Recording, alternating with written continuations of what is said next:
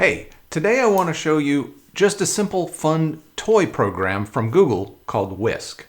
It's a fun little mashup system that you can add a couple images to, and it combines those images into kind of a morph outcome. It's really quite a bit of fun, and really I love these little AI playground or toy box applications, and they did such a great job with this one, I thought I would show it to you today. Okay, so this is the Whisk main landing page. It's again from Google. It's a Google Labs application, so it's kind of just a little experiment that they've put together.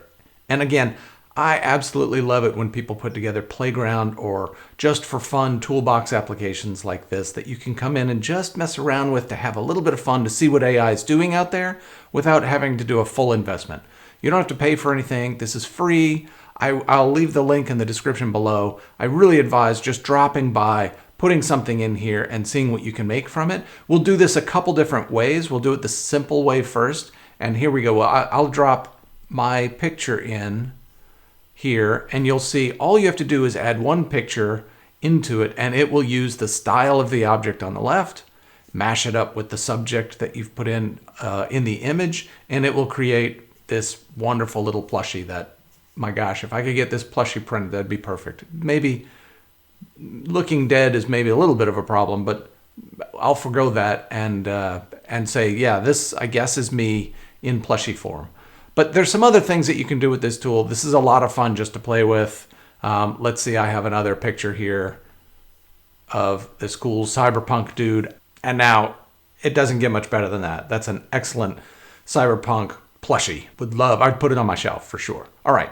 So there's other things that you can do here. They've enabled a couple other examples that you can turn something into a sticker, for example, instead. This is great. But what I want to show you is you can also go in, if you use Open in Tool, it'll take these assets in. We're going to do the same thing starting from scratch. Essentially, it pulls you into that same interface where you can put in a new subject with a prompt, a scene, and a style. So what I'll do once again is I'll choose me to kind of keep that aspect of it consistent, and let's do some simple scenes.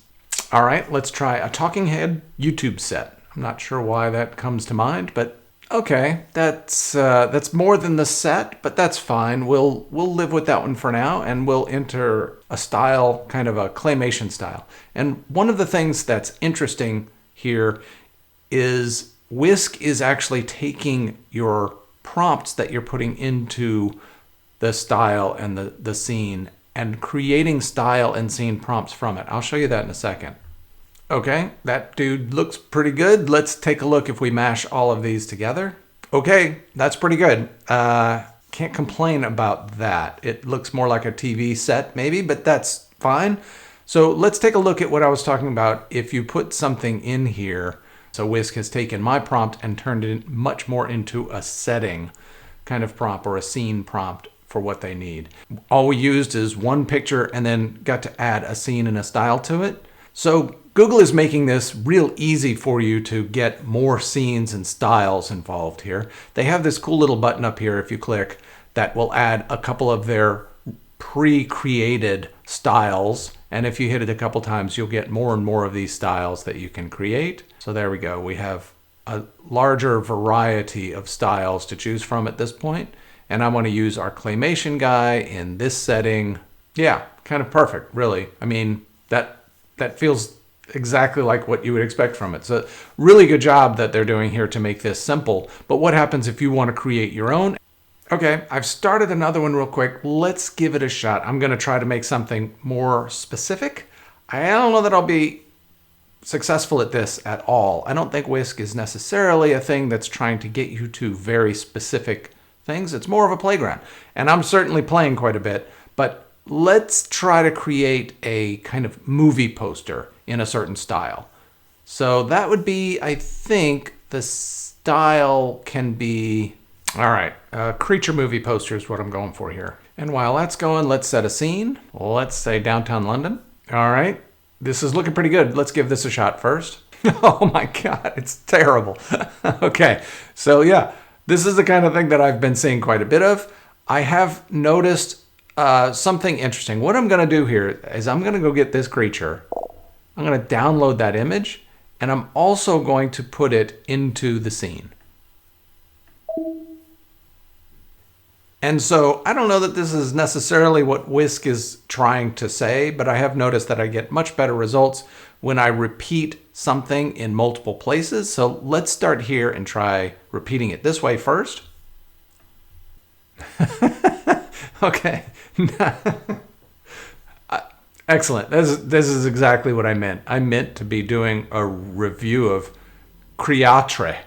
It's a not very well known foreign film of a very angsty creature that was attacking London, that decided that it had lost its intent and didn't know what to do with life. Okay, so let's try this a different way. Let's leave the style with the creature, make it downtown London again.